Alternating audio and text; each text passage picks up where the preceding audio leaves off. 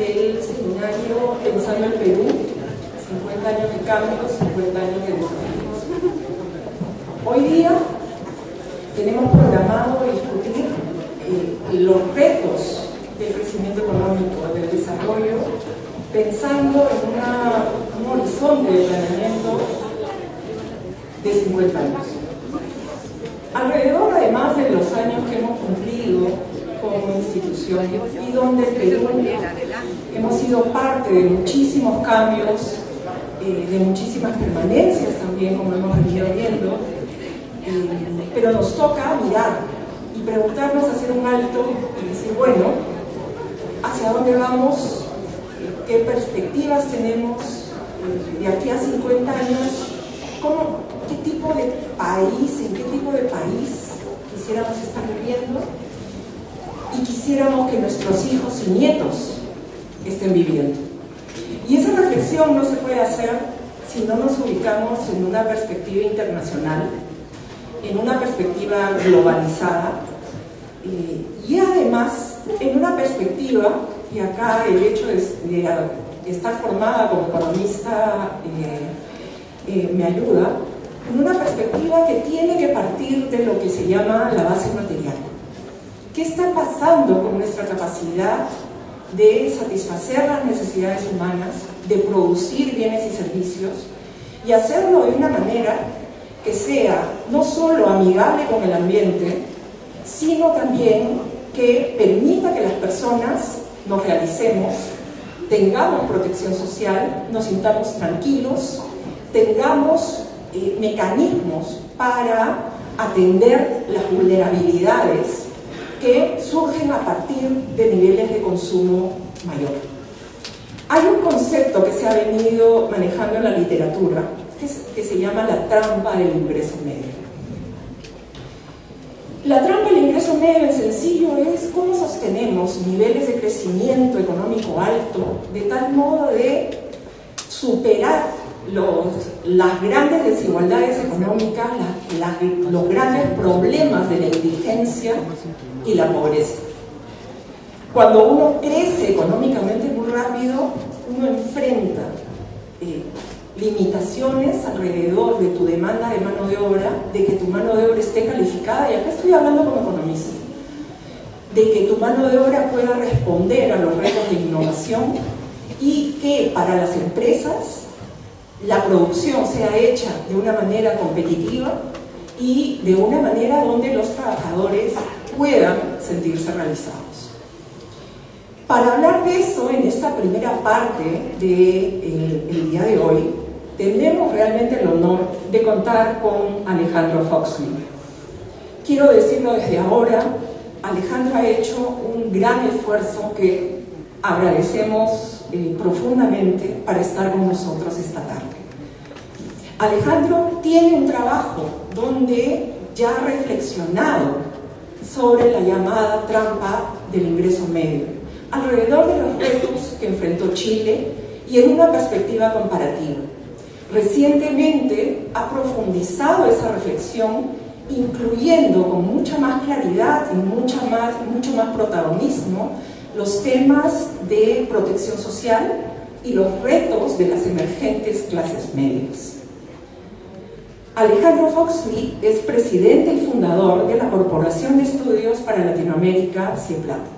Es ingeniero de la Universidad Católica de Valparaíso y doctor en Economía de la Universidad de Wisconsin-Madison.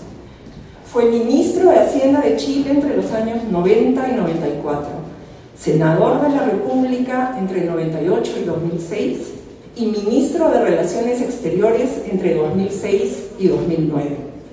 También fue gobernador del Banco Mundial y del Banco Interamericano de Desarrollo entre 90 y 94 y ha sido profesor visitante de la Universidad de Notre Dame en Estados Unidos y la Universidad de Oxford en Inglaterra. Entre sus distinciones figuran doctor honoris causa por la Universidad de Notre Dame, doctor honoris causa por la Universidad de Wisconsin y doctor honoris causa por la Universidad Católica de Valparaíso. Alejandro tendrá 40 minutos para discutir este tema crítico y luego Julio Kotler quien es investigador principal del IEP, antropólogo de la Universidad de San Marcos y doctor en sociología por la Universidad de Burdeos, Francia, y muy conocido de todos nosotros, y un orgullo contar con él cotidianamente en el instituto. Tendrá unos 20 minutos para contarnos sus reacciones, sus reflexiones a partir de la disertación de Alejandro. Yo trataré de hacer algunas preguntas de tal modo de dejar unos 10 o 15 minutos de cierre para Alejandro. Con ello, creo que merece Alejandro Foxley ser recibido con un aplauso. Muchas gracias, Roxana, por esa introducción. Y quiero decirles que en verdad es un honor para mí estar sentado con Roxana, la directora del instituto, y sobre todo con un amigo de tantos años, Julio Kotler, un cientista social admirado en toda América Latina, como una de las grandes figuras que ha desarrollado un pensamiento en torno a cómo transitar hacia una democracia sólida y estable en nuestra región. Quiero decirle que el Instituto de Estudios Peruanos, en estos 50 años, que han sido admirables, ha sido también un ejemplo para América Latina. Estábamos recién conversando con Julio, recordando los tiempos en que se fueron armando algunas redes en centros de estudios independientes en América Latina, que a menudo coexistían con regímenes autoritarios militares que habían tratado de ahogar todas las libertades y sobre todo la libertad de pensamiento. Y en esos años pudimos fundar varios centros, el CEDES en Argentina con Guillermo O'Neill, el CEBRAP en Brasil con Fernando Enrique Cardoso, Flaxo en Chile y CEPLAN en Chile, que pudimos iniciar su funcionamiento a comienzos de los años 70. Y en los periodos más difíciles de esa época siempre hubo una capacidad de articularse para sostenerse en pie, digamos, respecto de situaciones que eran bien difíciles. Yo recuerdo nosotros en nuestro centro, lo he dicho otras veces, escribíamos trabajos, papers que nadie leía. Los primeros libros que publicamos cayeron en la censura y no los pudimos publicar. Entonces yo decía, ¿qué estoy haciendo? ¿Por qué estoy perdiendo estos años de mi vida en esta actividad? Solo que lo que estábamos haciendo era algo muy importante, creo yo, al final, y muy profundo en cualquier sociedad en su formación, como la de Perú, Chile, Colombia, Ecuador, Argentina, Brasil, que era tratar primero de entender los procesos sociales, económicos y políticos más profundos, tener una visión independiente y crítica respecto de lo que estaba ocurriendo, y gradualmente transitando hacia un rol más complejo, en el sentido de personas que empezaban en el mundo académico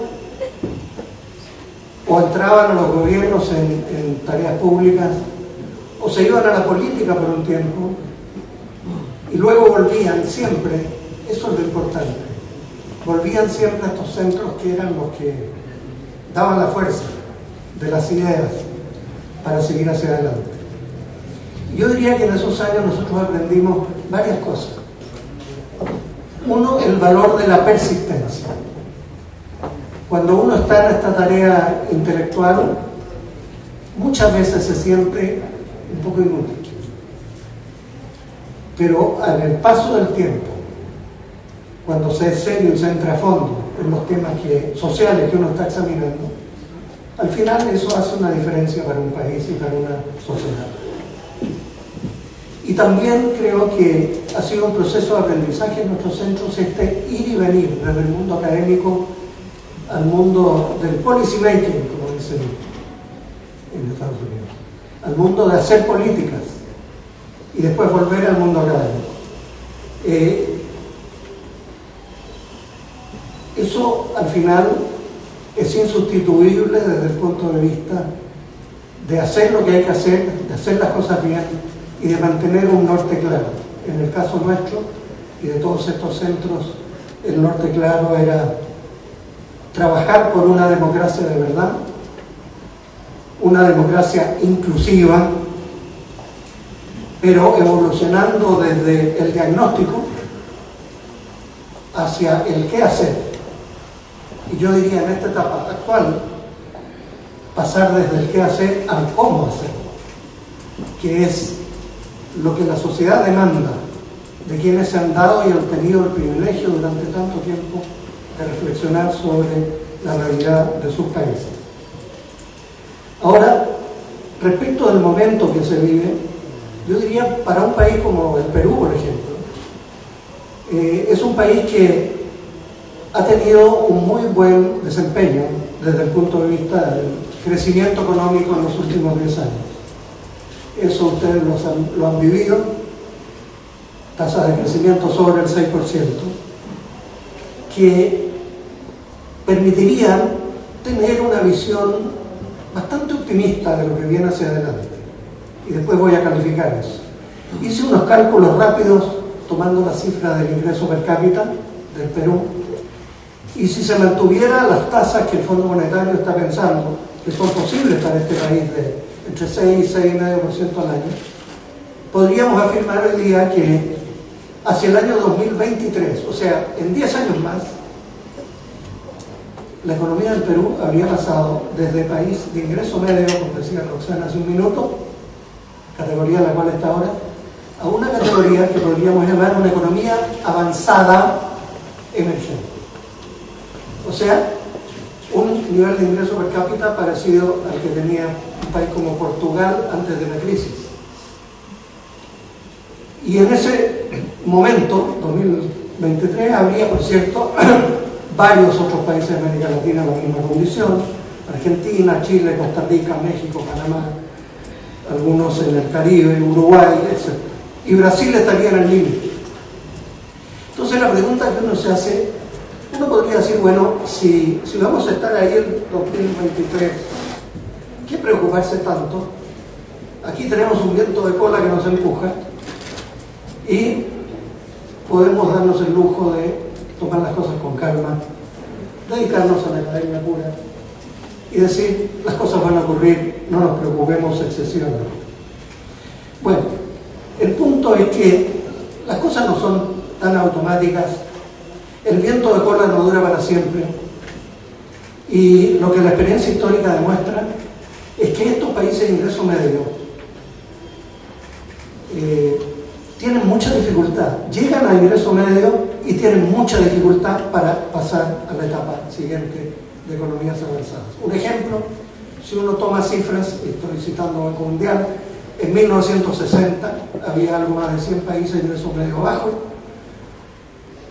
Solo 12 países, después de 50 años, lograron pasar este límite de economía avanzada emergente. Más del 80% se quedaron marcando el paso como economías de ingreso medio. Ninguna de América Latina en esos 50 años logró, habiendo sido de ingreso medio en el año 60, logró pasar en los 50 años siguientes la barrera hacia economía avanzada. Lo que eso quiere decir es que hay lo que hemos llamado, y varios se están llamando, países que caen en una trampa que llamamos la trampa de los países de ingreso medio. ¿Por qué ocurre esto? Y habría que decir, lo voy a decir muy rápidamente, que empiezan a aparecer en el proceso de desarrollo intermedio una serie de restricciones que, si no tenemos capacidad de anticiparnos a tiempo, se convierten en un cuello de botella que nos paraliza. Primera restricción: estamos en un mundo globalizado y, dejémonos de cuentos, en un mundo globalizado, en economías como la de Perú, Chile, Colombia, etcétera, abiertas al mundo, tenemos que competir y tenemos en definitiva que competir con los mejores. Y los incrementos de productividad en estos países han estado creciendo casi nada en los últimos años, la última década, mientras los países del este de Asia, contra los cuales nos tenemos que medir, la productividad ha crecido más de 2% al año, 2,5% al año. Ahí tenemos una incapacidad de competir entonces en el mundo globalizado con los más competitivos. Segundo punto, una cierta incapacidad de nuestros países de dar cuenta a tiempo de las excesivas desigualdades que se viven en nuestra sociedad y de insuficientes oportunidades, sobre todo para la generación joven que viene. Una tercera restricción, muy importante desde el punto de vista político, una incapacidad de satisfacer las expectativas y aspiraciones de los nuevos sectores medios. La pobreza en el Perú bajó, entiendo, de 50,25% en 10 años. Toda esa gente hoy día es clase media. Es clase media emergente.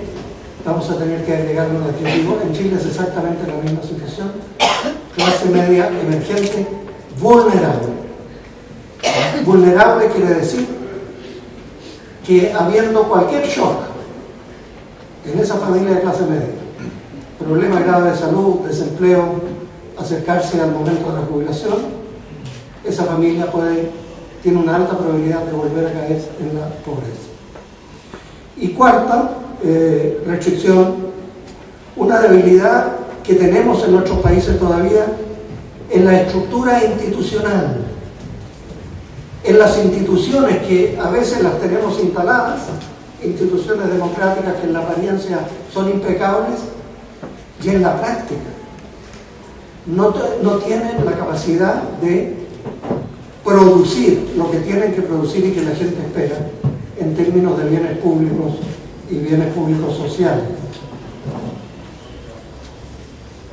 para implementar con eficacia este desarrollo económico inclusivo.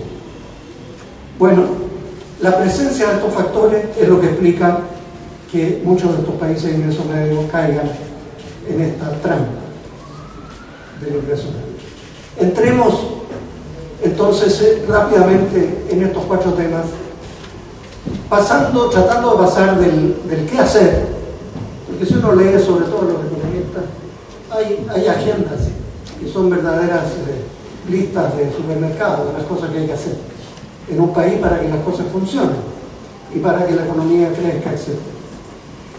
El tema no es solo ni tanto el qué hacer, sino el cómo lograr el objetivo de un crecimiento inclusivo, con menores desigualdades y con capacidad de competir en el mundo. Y entremos rápidamente en estos temas. El tema productividad. ¿Por qué es que no logramos una productividad más alta? Bueno, yo no voy a entrar en detalle en esto, pero quiero decir, si uno mira la geografía de nuestros países, la heterogeneidad geográfica, la tremenda dificultad de conexión por vías terrestres o a través de las tecnologías más modernas entre las regiones apartadas, rurales, los pequeños pueblos al interior, la selva, la sierra y las grandes megalópolis como son Lima, Santiago, Caracas, Buenos Aires. Aumento de productividad supone un aumento muy fuerte de la inversión en infraestructura para aumentar la interconectividad y la integración territorial del país.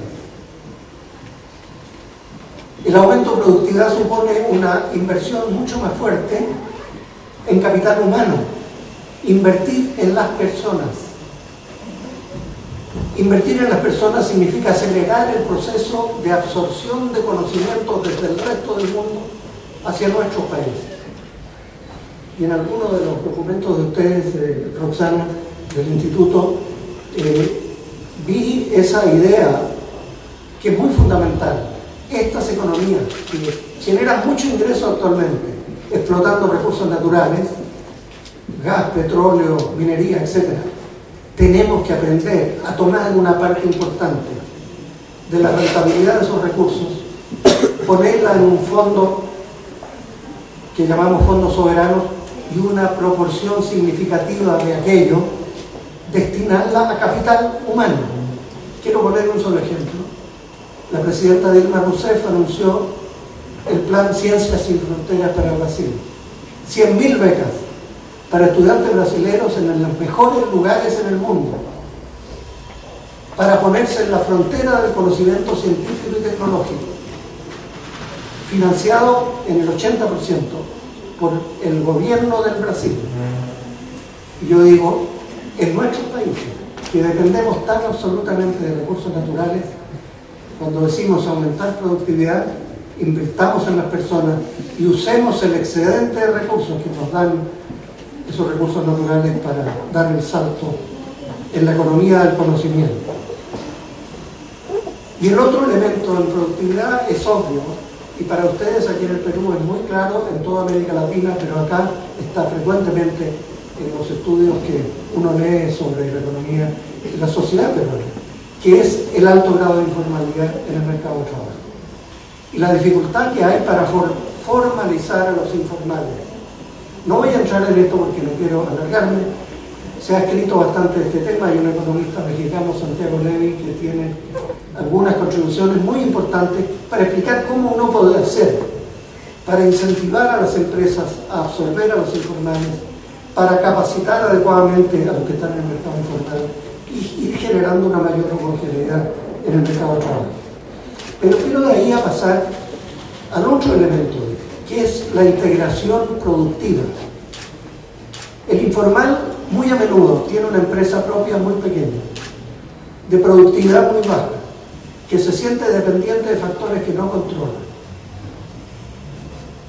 Y la forma como asegurar la subsistencia y el crecimiento de esa empresa es facilitando la integración de esa empresa con otras empresas, en cadenas productivas que les permitan ir aumentando la calidad, la productividad y el volumen de lo que produce.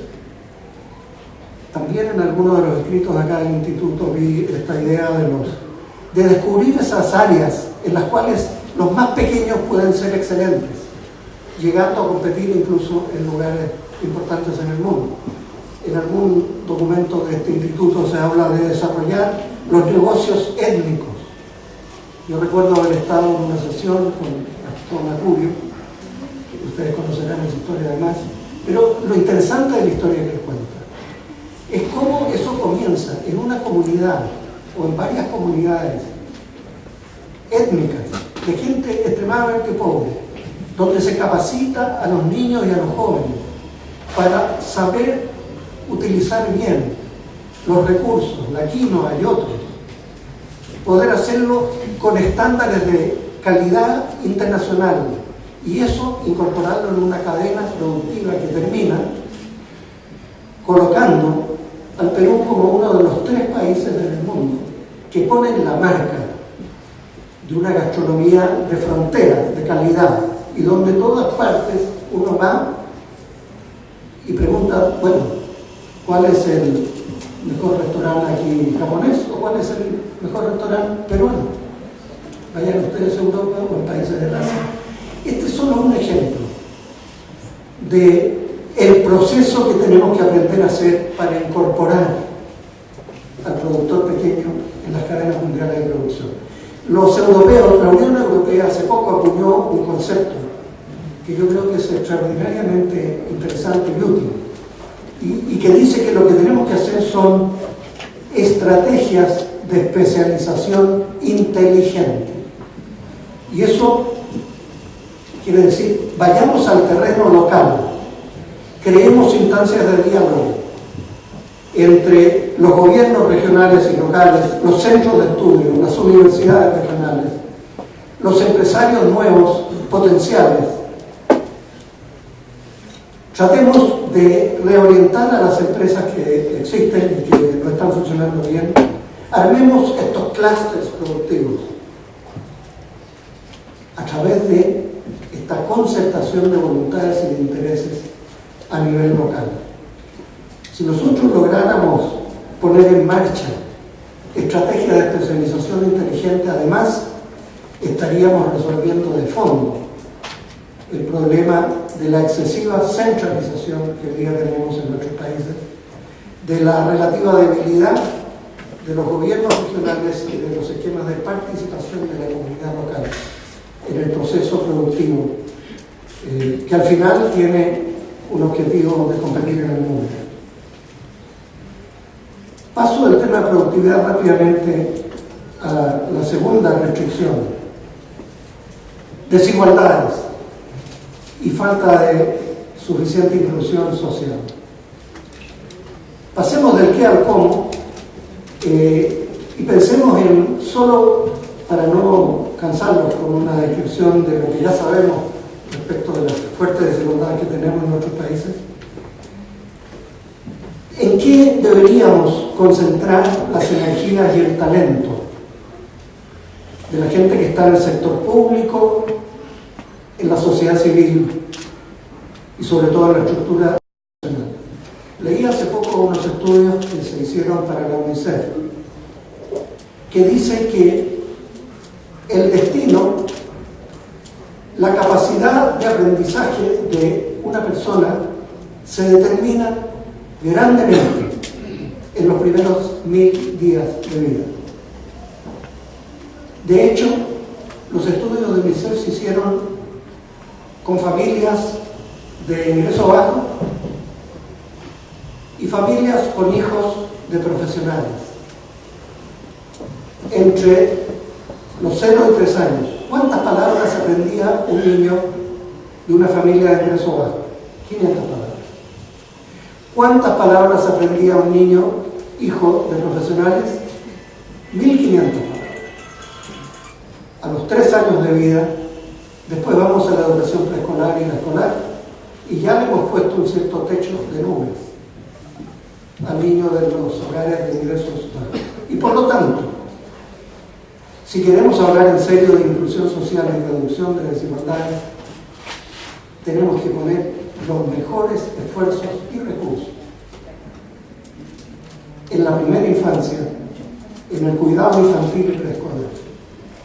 Antes de hablar tanto, como nos ocurre a nosotros a veces en Chile, de la educación universitaria, si es gratuita o no es gratuita, concentremos en la raíz del problema de la desigualdad. Y si queremos seguir el camino, pensemos qué pasa entonces en la educación básica y en la secundaria. Y voy a poner un tema que yo sé que es polémico, pero que los dirigentes políticos rara vez se deciden o se atreven a enfrentar, que es el tema de la calidad de la educación básica y media y cómo eso depende muy fuertemente de la calidad de los profesores y de la capacidad que se tiene, por lo tanto, también de mejorar fundamentalmente las escuelas de educación, que son las que van a renovar esa calidad de profesores, que es fundamental. Lo que pasa en el aula lo determina en gran medida el profesor.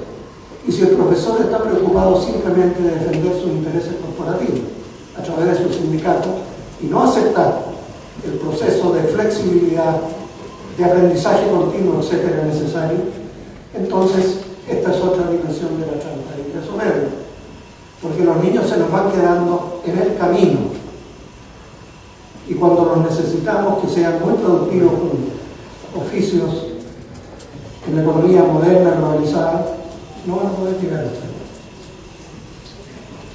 Y respecto a inclusión social, quiero agregar un par de elementos adicionales, que son, uno ya lo mencioné, el tema del empleo informal, que normalmente deja a esa gente que está en el empleo informal en la periferia, sin acceso a la seguridad social y con mucha dificultad de acceso a empleo formal. Y después dos sectores claves, de los cuales también se habla bastante y no siempre se logra avanzar suficiente. El empleo de las mujeres. Es impresionante cuando uno ve las cifras todavía, ¿no? Porque la participación laboral de las mujeres en América Latina no es tan baja, 50 a 54%. Pero si uno toma el primer decil participación de las mujeres del primer decil económico en el mercado de trabajo apenas 25%. Una de cada 4 mujeres solamente logra acceder al mercado de trabajo. ¿Y para qué hablar en el tema de los jóvenes? El fenómeno ya súper caracterizado de los ninis, los jóvenes que ni estudian ni trabajan, que en América Latina en promedio son casi el 25% del total de los jóvenes, y donde no hemos encontrado todavía la fórmula adecuada de una reingeniería de los programas de educación y capacitación y formación técnica que le permita a esos jóvenes o a esas mujeres jefes de hogar, muchas de ellas, aprender el oficio adecuado en el momento adecuado para ser incluidos de verdad en el proceso de desarrollo y de crecimiento rápido de nuestra economía. Y en este mismo tema mencionaba yo el tema de la vulnerabilidad de la clase media, y ahí los puntos son bastante simples.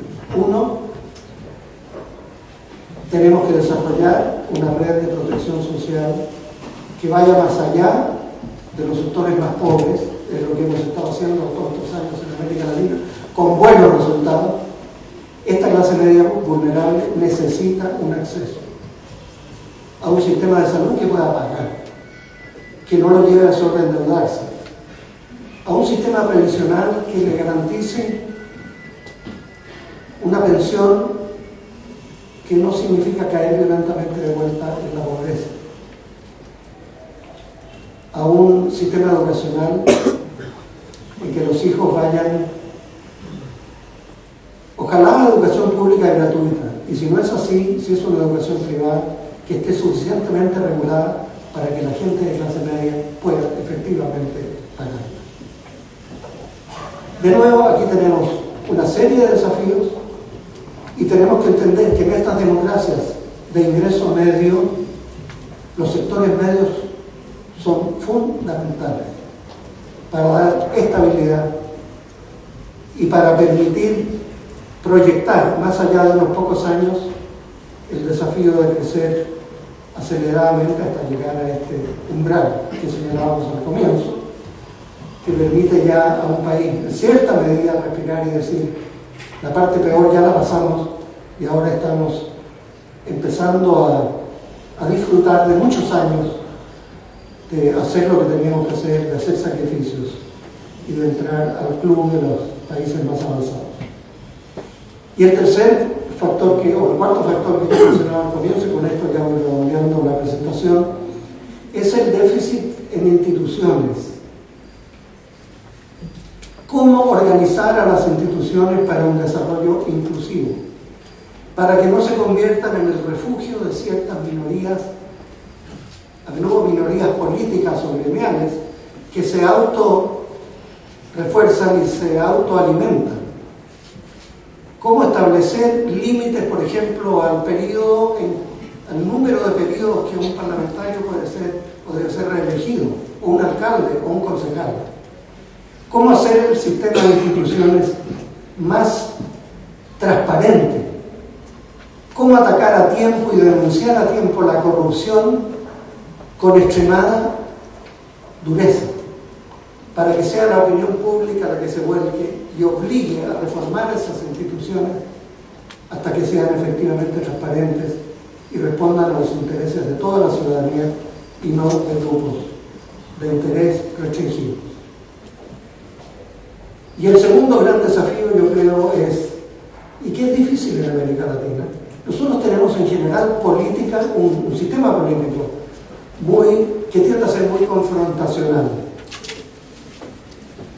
Y la verdad es que necesitamos, en una serie de temas, constituir unas mayorías con una capacidad de llegar más allá del corto plazo.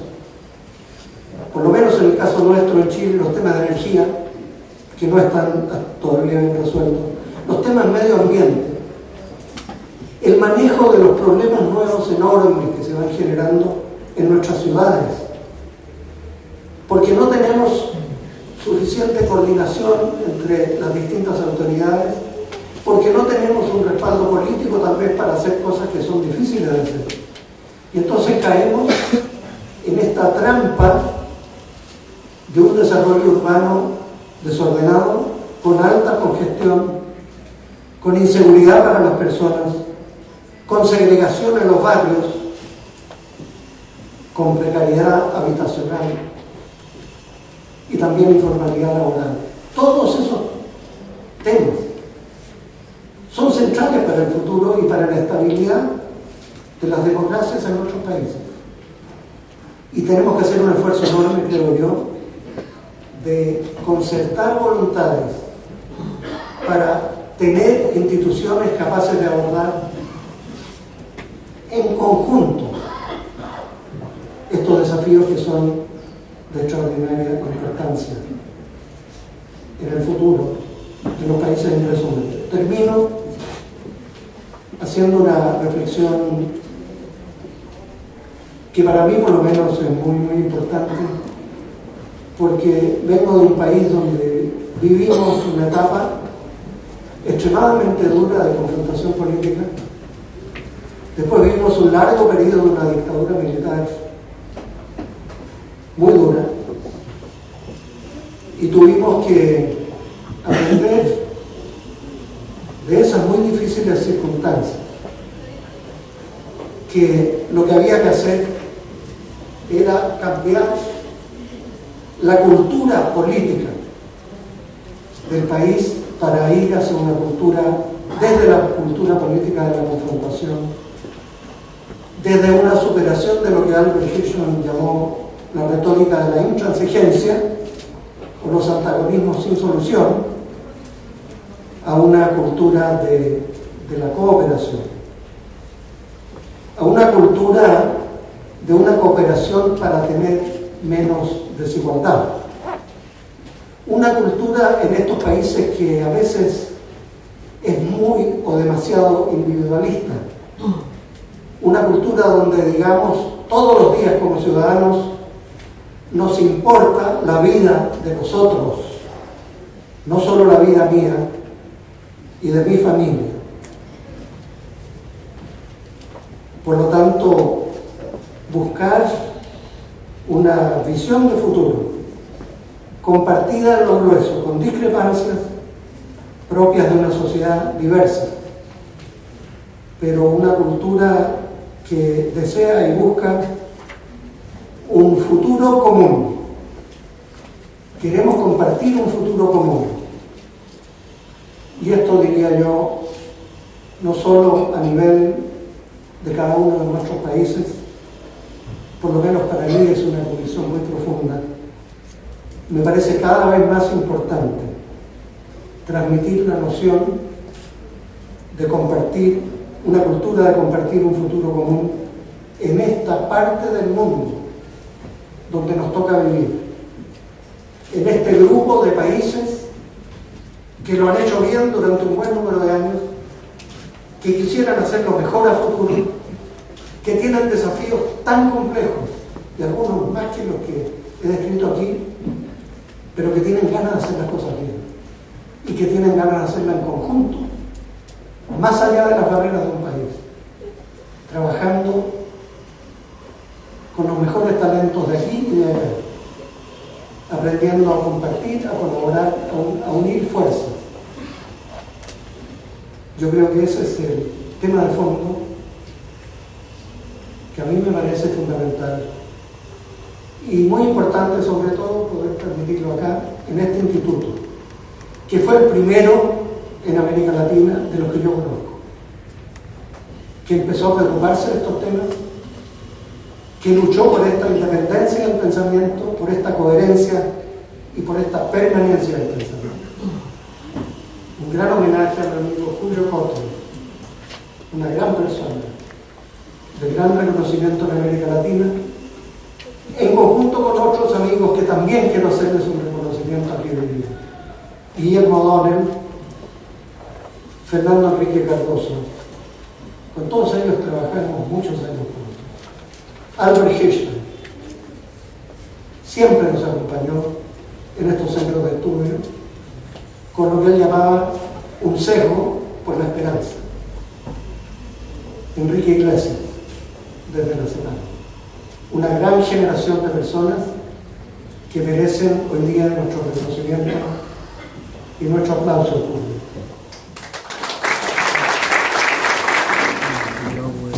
Es importante, por varios motivos, la presencia y las palabras de Fox, porque en su recorrido ha tenido que cambiar muchas de las posiciones que originalmente había tenido él y toda esta generación. Una reflexión en la que lo académico y lo político se combina y se entrelaza en todo tipo de cuestiones. Chile ha sido para el Perú siempre un benchmark, como se dice ahora. Hemos tenido muchos problemas, conflictos con Chile, pero al mismo tiempo Chile es nuestro referente de lo que quisiéramos tener. Y siempre nos preguntamos por qué Chile sí y el Perú no. Y yo creo que estas palabras que nos ha dado Alejandro Foxley es una buena oportunidad para reflexionar sobre nuestra misma condición. La trampa del ingreso medio puede trampear el pensamiento, porque a primera vista se trata de llegar a ser un país desarrollado. Se trataría de ver la manera de pasar la frontera de resistencia para entrar en la OECD.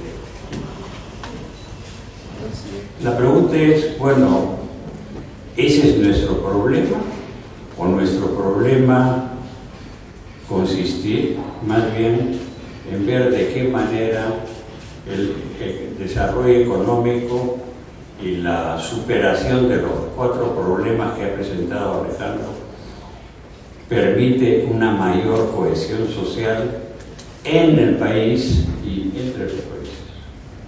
Yo creo que ese es el tipo de problema. El problema del crecimiento económico para nosotros, o tal como yo lo concibo, es ver de qué manera el crecimiento económico, las transformaciones económicas y sociales nos permite tener un país en que las relaciones sociales sean más o menos buenas, sobre todo menos violentas que en la avenida Bancaria. Para esto nos advierte Alejandro que él se suma a la manera de ver de Hirschman del posibilismo. Pero hay que advertir que el posibilismo no significa satisfacerse con lo que existe, sino con crear las oportunidades para hacer posible lo que se quiere obtener. Hirschman era, por un lado, muy realista, pero al mismo tiempo un alto contenido de voluntarismo personal. Este trabajo que nos presenta Alejandro Foxley obviamente es una perspectiva muy general que nosotros deberíamos asumirla para ver cuáles son las características particulares. Y aquí tenemos que bajar a la realidad de las cosas y encontrarnos con que no estamos en Kansas ni estamos tampoco en Chile. ¿Qué es lo que quiero decir con esto? Hay indudablemente una relación íntima entre crecimiento económico y cohesión social. La cohesión, la pregunta es, ¿qué cosa es primero? ¿Es el huevo o la gallina? ¿La cohesión social trae el crecimiento económico o el crecimiento económico trae la cohesión social? cuáles son los tipos de relaciones que se dan entre uno y otro. Y aquí necesariamente tenemos que entrar a ver cuestiones de carácter particular y muy concreto. Y la situación en el caso peruano es, por un lado, dramático y por el otro lado, esperanzador. Yo ya estoy un poco cansado de que me digan que soy pesimista, así que me dedico voluntaristamente a buscar qué cosa es lo, no sé si lo positivo o lo esperanzador. ¿Qué es lo que quiero decir con esto?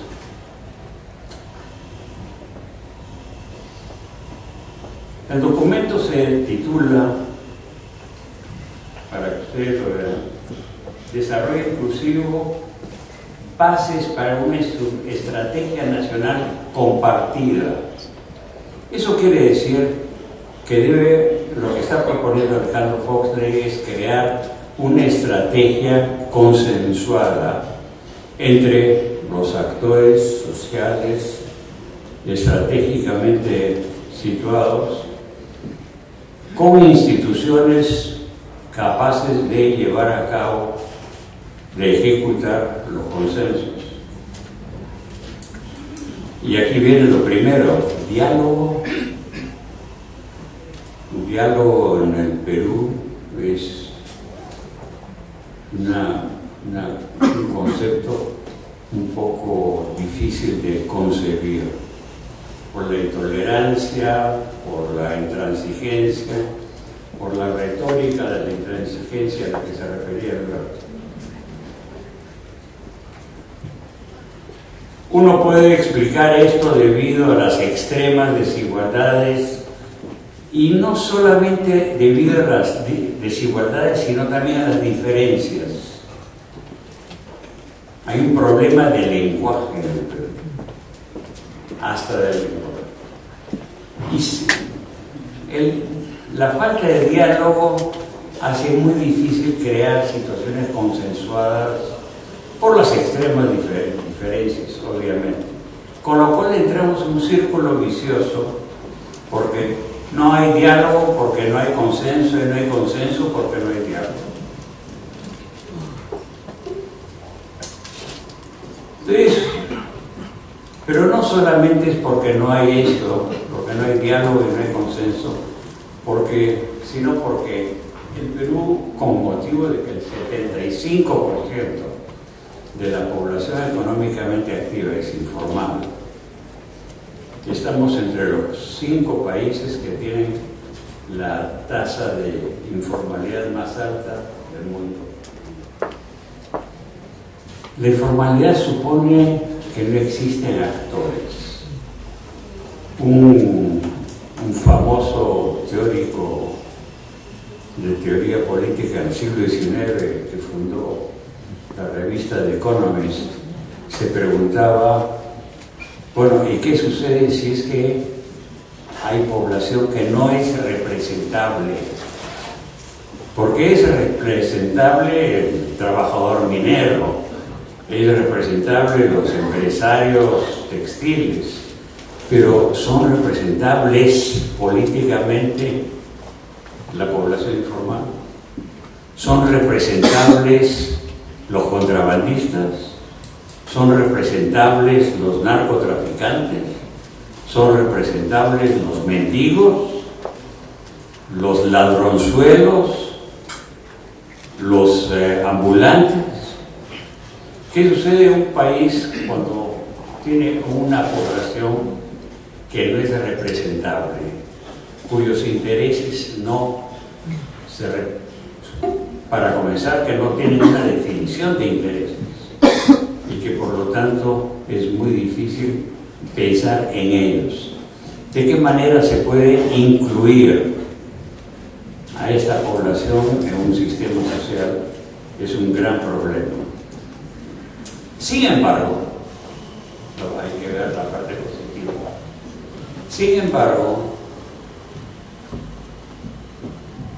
en una situación en la que hay un déficit asociativo muy fuerte, yo insisto mucho en que en el Perú no tenemos instituciones deportivas, ni culturales, ni sindicales, ni políticas. Este es un país que no tiene partidos políticos, que no tiene fútbol, porque ya sabemos que los clubes son como algunos gobiernos regionales, que son feudos de una corrupción increíble, que no tenemos revistas culturales de carácter nacional, que ni siquiera los periódicos nos dan una revista cultural una vez a la semana que sea medianamente legible. Entonces es una situación en que el déficit asociativo, el déficit institucional en todos los campos es muy fuerte, y sin embargo EPUR se mueve, y sin embargo esto camina, esto más o menos funciona, más o menos nos entendemos entre alguna gente y más o menos nos podemos comunicar. ¿Qué es el gran misterio? ¿Qué es lo que hace para que al fin y al cabo esto se siga moviendo y podamos entendernos en algunas cosas? Bueno, yo diría que este tipo de déficit ha creado en ciertos sectores una conciencia crítica muy fuerte y una conciencia de demanda muy fuerte. Acabamos de ver todas las historias de corrupción en gobiernos regionales y la presión de la opinión pública. Y opinión pública en el Perú, Alejandro, es clase media de 2 o 3 ciudades. Esta opinión pública ha hecho posible que haya presiones sobre el Poder Judicial, que haya presos, que haya presiones sobre la Fiscalía para enjuiciarlos, que se busque a los corruptos. Y así y todo vemos algunos esfuerzos institucionales, vemos reformas en el Poder Judicial, en el magisterio, en la salud, y en diferentes campos vemos esfuerzos limitados para institucionalizar el desarrollo y hacerlo más inclusivo. Entonces yo diría que en el caso peruano es más o menos posible imaginar ciertos tipos de consensos. Yo creo que hay algunos consensos en términos económicos que es universal. Nadie en este sector de opinión pública piensa en inflación, ni en terrorismo, ni en desórdenes económicos. Ya los hemos tenido, ya sabemos lo que esto significa, y hay una especie de terror y de pánico que se ha creado a lo que se ha denominado peyorativamente populismo. Aquí si es que el Estado quiere hacer un mínimo de intervención, ir a santas, porque eso es populismo, o si es que se pretende hacer un poco más de gasto público, automáticamente eso es populismo. Y entonces hay una especie de consenso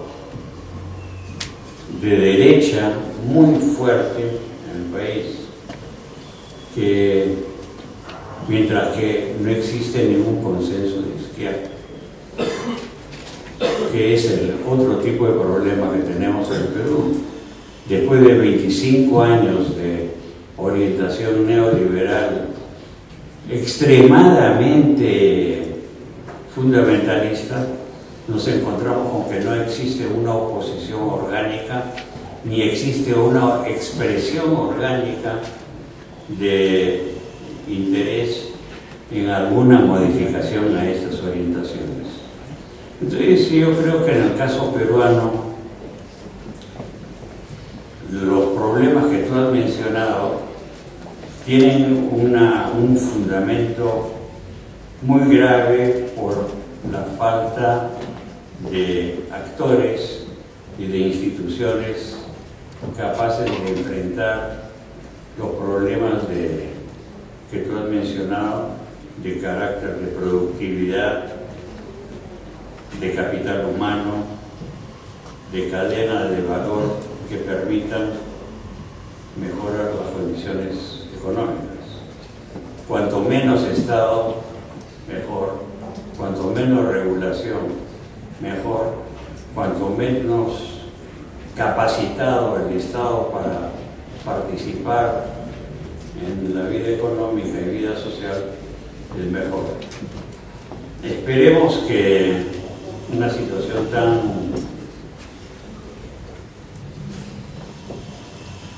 problemática pueda ser superada con el tiempo, creando este tipo de instituciones que permitan fundar actores y crear instituciones que permitan canalizar la solución de esos tipos de problemas.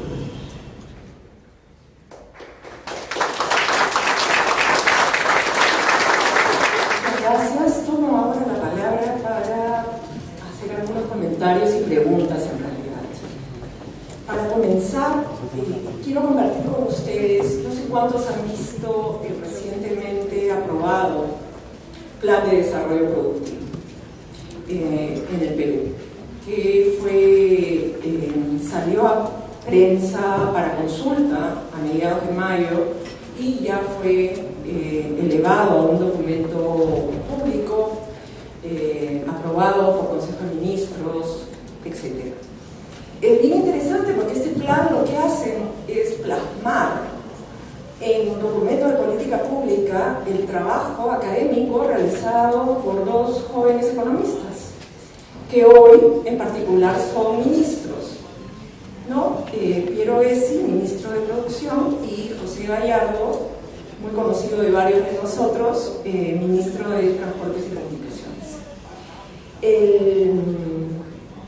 El plan de diversificación productiva comienza comparando al Perú con todos los países de la región en las variables macro, ¿no es cierto? La de reducción de pobreza entre 2004 y 2011, Perú lidera la región, se redujo 30%. En crecimiento promedio 2003-2012, Perú segundo después de Argentina con todas las subidas y bajadas. En la relación de reservas internacionales netas a PBI, Perú extraordinario. Primero dentro de todos los países. Bolivia no gana, pero nadie más. En inflación promedio 2003-2012, Perú 2.9%. Los primeros de la región. En el ratio de deuda pública sobre PBI a 2012, nos gana Chile y Paraguay, nadie más.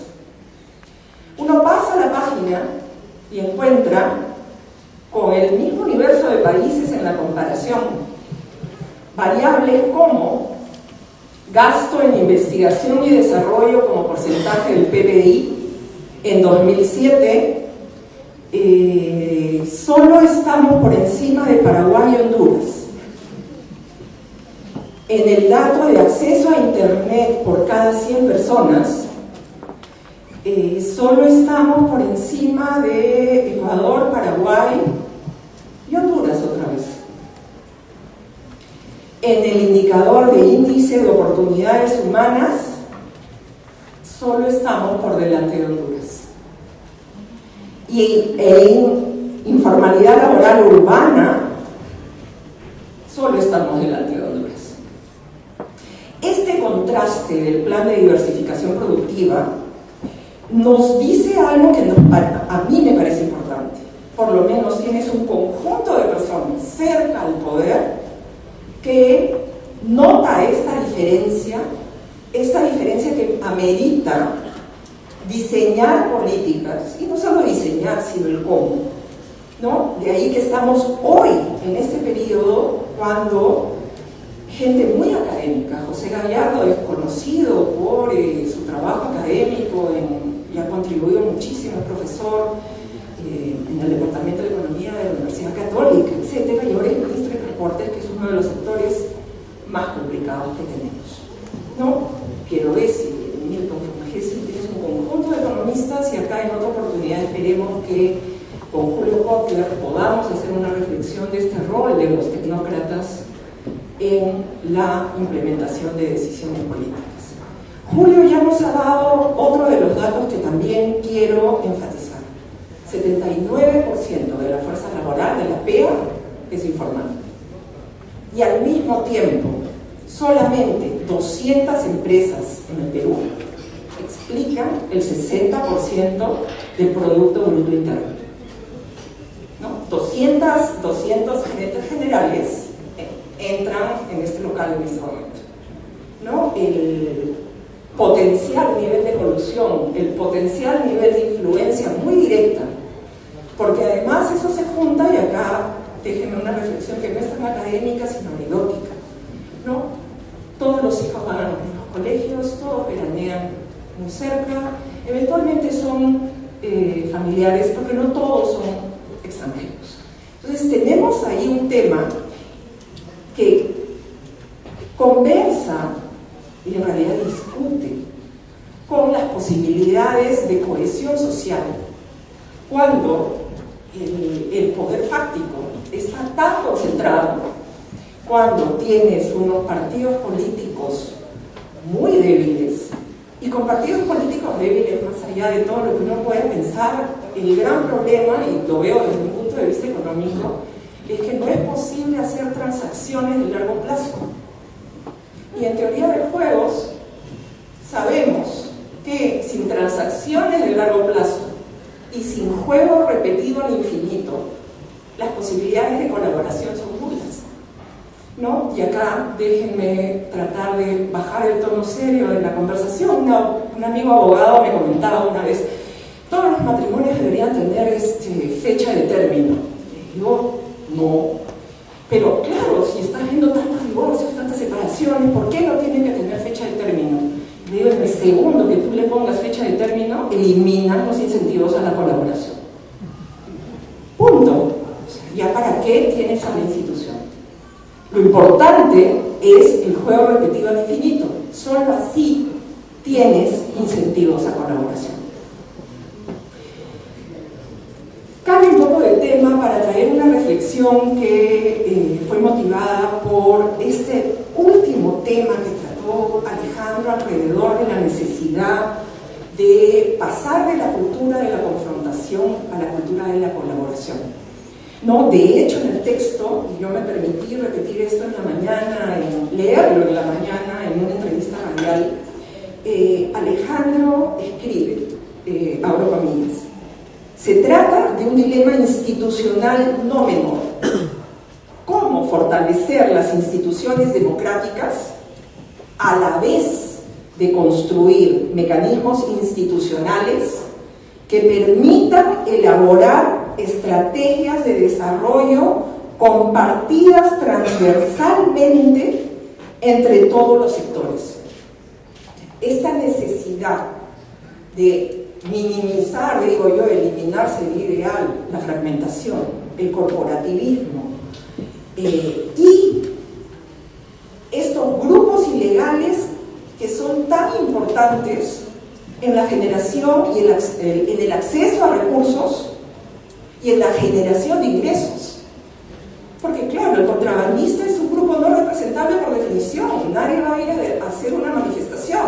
Ahora, curiosamente en el Perú sí tenemos manifestaciones de mineros ilegales, y sí tenemos toma de carreteras, y sí tenemos un conjunto de organizaciones ordenadas alrededor de estos grupos que están claramente fuera de la ley y que logran con esas movilizaciones un conjunto de normas favorables que uno dice: Dios, ¿qué está pasando acá? Otra reflexión que quiero compartir con ustedes fue en un viaje en LAM. me recibió la tercera, ¿no? La tercera del periódico, que tiene una edición dominical que ella quisiera tener alguno de los periódicos locales. No, y la tercera es, que creo que fue agosto de 2009, cuando la tercera reportó estas encuestas de opinión con el respeto a las instituciones, ¿no? Y yo realmente me quedé, y esto me ha marcado en la reflexión y en el trabajo que realizo profesionalmente. En Chile, ¿cuál es la institución menos respetada por la población en una encuesta de opinión? La Iglesia Católica. En Chile, ¿cuál es la institución 2009 más respetada por la población? La policía. En el Perú es exactamente lo opuesto. Y de alguna manera eso nos está diciendo que la igualdad ante la ley no es tal en el Perú. Porque la policía, junto con el Poder Judicial, el Ministerio Público, son los encargados de hacer cumplir la ley. Y es la institución que como población respetamos menos. Algo tenemos que reflexionar alrededor de este respeto por la ley. Cierro con 3 preguntas muy puntuales para darle tiempo a Alejandro a comentar y cerrar. Uno es, en el documento hay mucha comparación con países que, claro, Chile territorialmente no es tan grande, Perú tiene 1.200.000 kilómetros cuadrados, es más o menos el tamaño de Texas en Estados Unidos.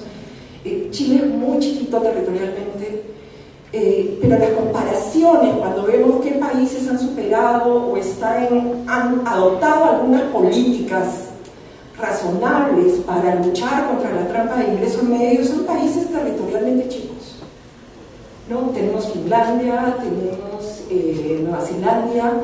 El único país que es territorialmente muy grande, pero claro, ya sabemos que las poblaciones están localizadas alrededor de la costa, es Australia.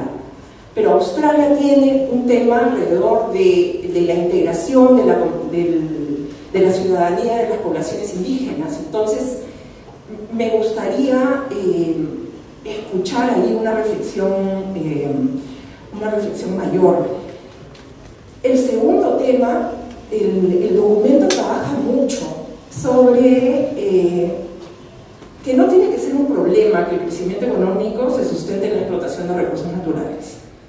Porque, claro, la mayor parte de países que han seguido una senda razonable de apropiación de estos recursos y esta renta, lo que han hecho es constituir fondos soberanos, mecanismos de ahorro. Noruega es uno de los más interesantes porque ha separado la renta petrolera para atender las necesidades previsionales de su población.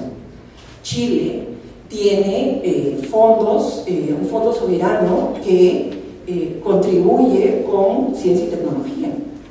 En el Perú hemos hecho, creo que, todo lo que no se debía hacer, porque hemos hecho una distribución muy menuda, dando derechos de propiedad a todo tipo de niveles de gobierno, incluyendo universidades que reciben recursos de la renta de recursos naturales y que lo ponen en cuentas bancarias para que los intereses de esos recursos entren como recursos para las universidades en las que pueden hacer lo que quieren. Y la investigación tiene un rol totalmente secundario. ¿Cuál es el nivel o de crisis universitaria o cuál es esa oportunidad para hacer un cambio que nos permita utilizar esa renta de recursos naturales precisamente en mejorar la calidad de la educación, la investigación y trascender a una economía del conocimiento? Y solo cierro con una reflexión que también me quedó grabada. En el año 98, Stiglitz, que está vigente, publica muchísimo, un economista que ganó el premio Nobel, publicó un artículo en una de las revistas más prestigiosas en economía, pero es la revista Difusión. Yo no lo puedo pronunciar bien, disculpen, es el Journal of Economic Perspectives. Y donde él reflexiona por su paso por el Consejo de Asesores Presidenciales. Y ahí Stiglitz pone una reflexión muy interesante para los economistas, muy entretenida, donde él propone que la política es un juego de suma cero. El voto que tienes tú es un voto que no tengo yo. Y por lo tanto, los incentivos es a destruirte. Mientras que el juego de la política pública es un óptimo de Pareto, donde no hay posibilidades de mejorar alguno sin empeorar al otro.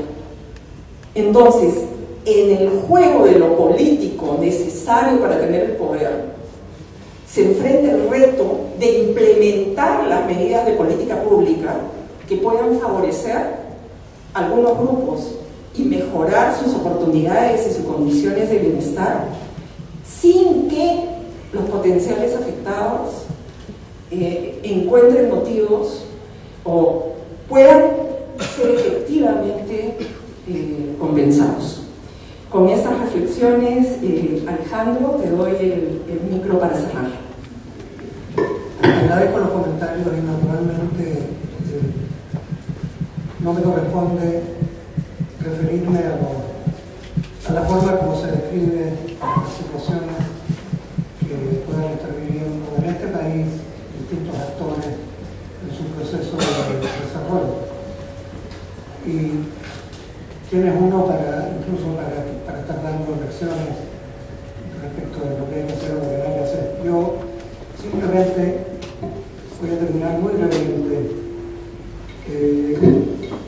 diciendo, en lo personal, en mi experiencia de vida, partí como un académico y ni sé lo que soy, pero estuve en cargo de gobierno, estuve en la política como senador y después volví de donde salí, que es el centro de estudios.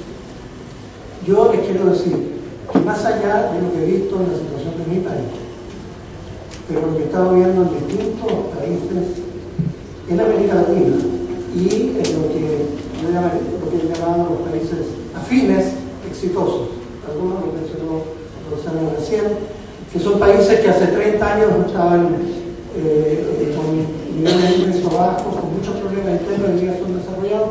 El estudio comparado todo eso, más la experiencia personal, a mí me hace creíble la frase de Albert Hirschman: yo tengo un sesgo por la esperanza y soy más optimista que pesimista.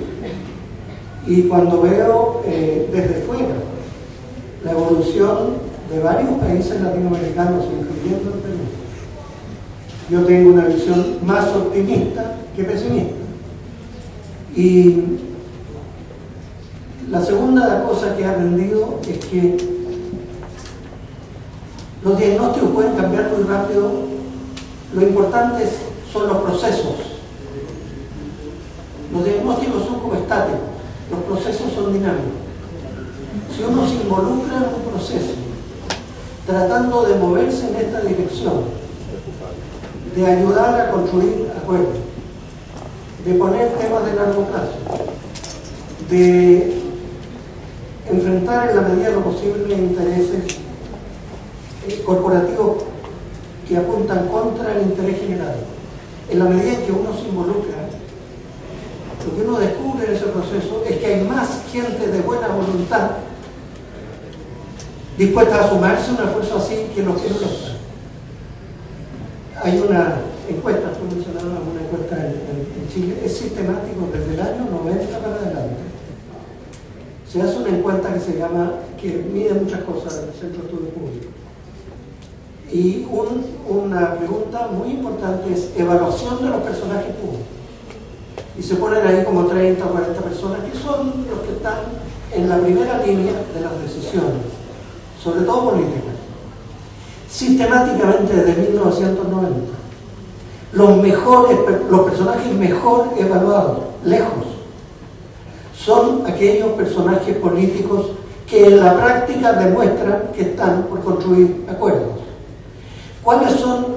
Esos son los 10 principales primeros. ¿Cuáles son los 10 últimos? O los 15 últimos. Aquellos que en la política cotidiana y en percepción de la gente todos los días son aquellos que están permanentemente buscando el conflicto, la contradicción y digamos, dañar o destruir al adversario. Eso es una opinión pública que se mide cada 3 o 4 meses en Chile durante ya desde el año 90 para adelante, y siempre es así. Esa es la segunda cuestión que a mí me hace hacer creíble este sesgo con la esperanza. Y el tercero es que, bueno, que uno tiene que entrar en este proceso pensando que va a ser un proceso muy imperfecto,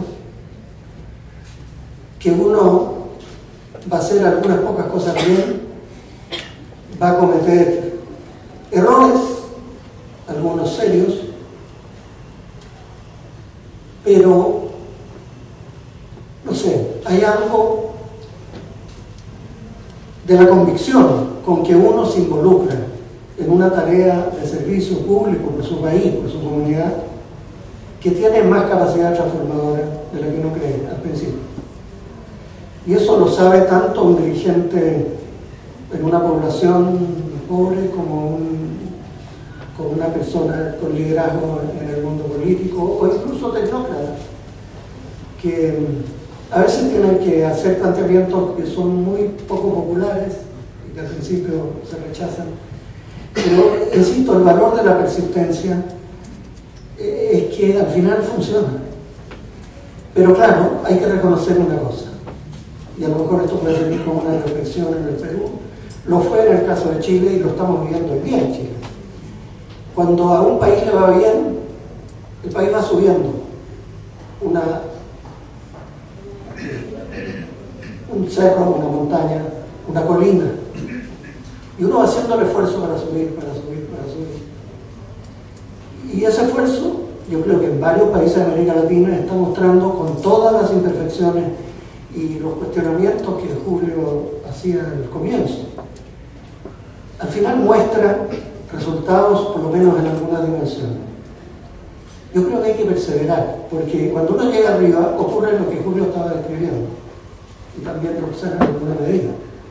Uno está convencido que llegó, cuando uno está en el proceso de las políticas públicas o en el tema político tratando de avanzar hacia un desarrollo más inclusivo, cuando uno llega ahí dice, ahora descansamos, porque ahora viene una llanura verde y ahora podemos convivir tranquilos, en paz, con menos conflictos. Y lo que uno descubre cuando llegó a la cima de esa colina, que mira al frente y tiene un cerro más alto, con más roca, más difícil. Y además tiene un bajón entre medio. Entonces uno puede decir, mire, si yo me concentro en esta primera fase que viene, donde surge lo negativo. Les digo, en Chile hoy día hay un grado de conflictos sociales, lo ha habido en los últimos años, importante, y la gente dice, ¿pero por qué? Si es una economía que le fue bien, si es un país que, en fin, lo que ustedes quieran decir, pero había muchas sorpresas desde el punto de vista internacional. Y es que porque cuando se llegó a un cierto punto la gente exige más. La gente quiere que las cosas se hagan más y mejor. Y ese poder de la opinión pública al final termina hasta el político más intransigente. Cuando ve las encuestas, cuando sale en la televisión y al día siguiente en el mail le llegan unos comentarios terribles.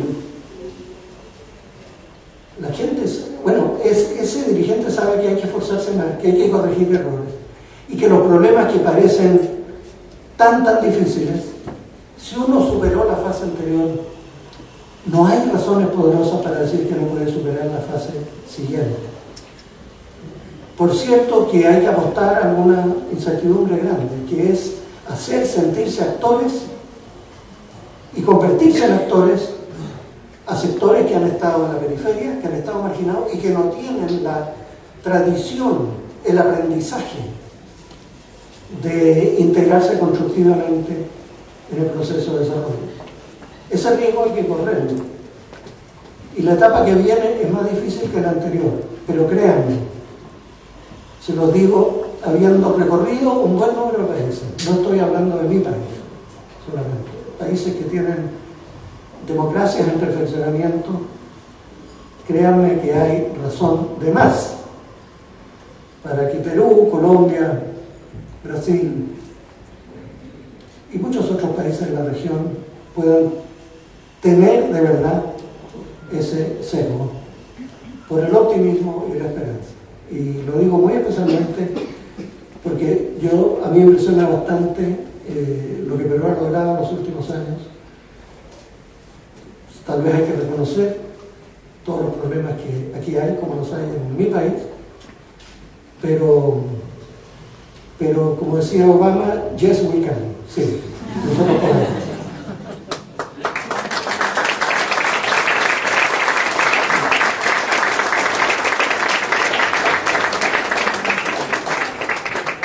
Muchísimas gracias, Alejandro Foxby.